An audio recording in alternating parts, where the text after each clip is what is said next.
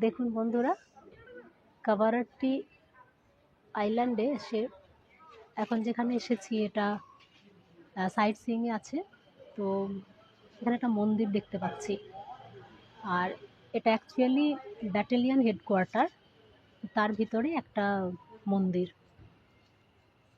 আইল্যান্ডটা খুব একটা ছোট কিন্তু নয়।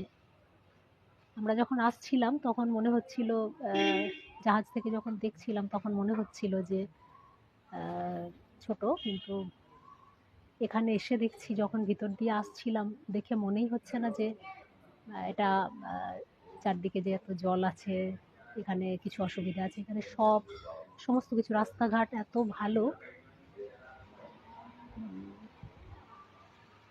দারুণ লাগছে। এটা ব্যাটালিয়ন হেডকোয়ার্টার, এখানে সমস্ত টুরিস্টদেরকে নিয়ে আসা হয়েছে। আর মন্দির এটা একটা।